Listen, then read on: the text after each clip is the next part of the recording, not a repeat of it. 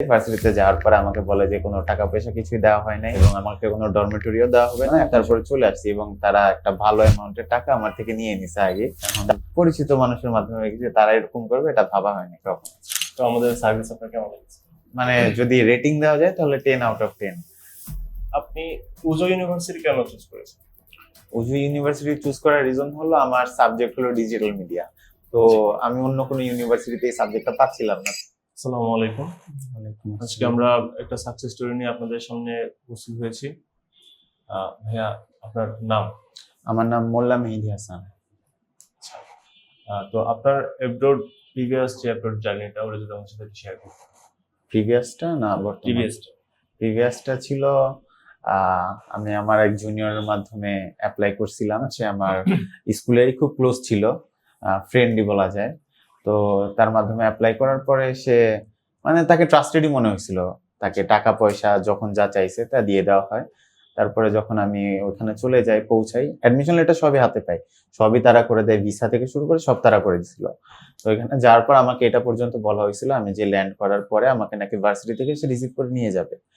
ওখানে যে এরকম কোনো কিছু পাইনি, তাদেরকে কল করেও পাইনি। তো ভাবছি হয়তো বিজি আছে। তো আমি এয়ারপোর্ট থেকে একজনের মাধ্যমে 250 RMB মতো নিয়ে এখান থেকে একটা ট্যাক্সি করে চলে গেছিলাম।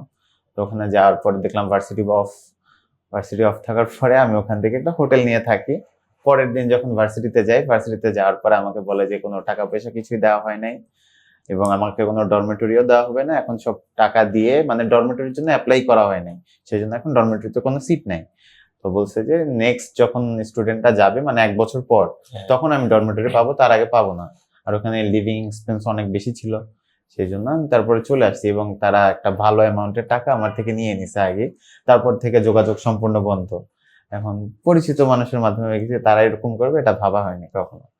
আচ্ছা, তো আপনি অ্যাটলাসের কথা কার থেকে শুনেছেন বা কিভাবে? অ্যাটলাসের কথা ওইখানে যখন আমি গিয়েছি তখন এরকম বিভিন্ন প্রবলেমের যখন সম্মুখীন হই, তখন আব্বু বিভিন্ন পরিচিত মানুষ যারা চায়না আছে বা আব্বুর পরিচিত যারা চায়না আছে, বিভিন্ন মানুষের সাথে আমাকে কথা বলা দেয়। উইচ্যাট, হোয়াটসঅ্যাপ, ফেসবুক, ইনস্টাগ্রাম সব জায়গায় কারো না কারোর সাথে আমি কানেক্টেড ছিলাম। ভাইয়া, আপনি অ্যাটলাসের সম্পর্কে কিভাবে জানছেন? কার থেকে জানছেন? অ্যাটলাসের মাধ্যমে আমি জানছি আমার এক ভাইয়ার মাধ্যমে। সেও চায়নায় উজু ইউনিভার্সিটিতেই পড়ছে, সে এখন চায়নাতে আছে। তো তার মাধ্যমে জানছি। যখন আমি প্রথম চায়না যাওয়ার পর মানে একটা মোটা অঙ্কের টাকা আমার থেকে নিয়ে আমার সাথে স্ক্যাম হয়, তো সে আমাকে তখন আপনাদেরকে রেকমেন্ড করে। তো তাকে ট্রাস্ট করে আপনাদের কাছে আসা। আচ্ছা, তো আপনি কি মানে আপনার কি মনে হয় অ্যাটলাস ট্রাস্টেবল? আপনি কি অ্যাটলাসকে ট্রাস্ট করতে পারতেছেন?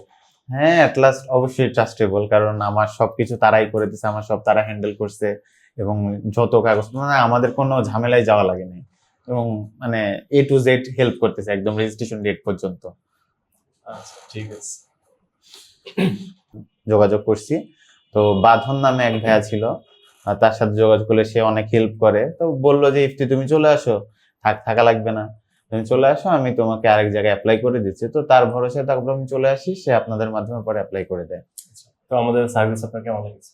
আপনাদের সার্ভিস মানে যদি রেটিং দেওয়া যায় তাহলে 10 আউট অফ 10। তো আপনি অ্যাটলাসকে কেন ট্রাস্ট করছেন? ট্রাস্ট করেছি, আপনাদের তো আমি চিনি না, ভাইয়া বললো, ভাইয়াকে ট্রাস্ট করি। রেকমেন্ডেড? হ্যাঁ, রেকমেন্ডেড, তাই করলাম। আচ্ছা, এখন আপনাকে যদি মানে কেউ বলে যে আপনাকে মানে অ্যাব্রোডে স্টাডির ব্যাপারে, ঠিক আছে, মানে কোনো কনসালটেন্সি ফার্মকে রিকমেন্ড করতে, আপনি কি অ্যাটলাসকে রিকমেন্ড করবেন? হ্যাঁ, অবশ্যই করব। তাদের সার্ভিস যেটা তো বলে রেকমেন্ড তো অবশ্যই করব। আচ্ছা, one last question, last but not the least, আপনি উজো ইউনিভার্সিটি কেন চুজ করেছেন? উজু ইউনিভার্সিটি চুজ করার রিজন হলো আমার সাবজেক্ট হলো ডিজিটাল মিডিয়া। তো আমি অন্য কোনো ইউনিভার্সিটিতে এই সাবজেক্টটা পাচ্ছিলাম না। তো এটা দেখলাম খরচ কম, সবকিছু ফ্যাসিলিটিস ভালো এবং আমার সাবজেক্টটাও আছে, তাই আমি এটা চুজ করছি। যেমন গতবার আমি জিজিয়াং ইউনিভার্সিটি চুজ করছিলাম কারণ ডিজিটাল মিডিয়া ছিল। আমাকে যদিও দেখানো হয়েছিল যে এখানে খরচ কম, কিন্তু আমি যে দেখছি খরচ অনেক বেশি।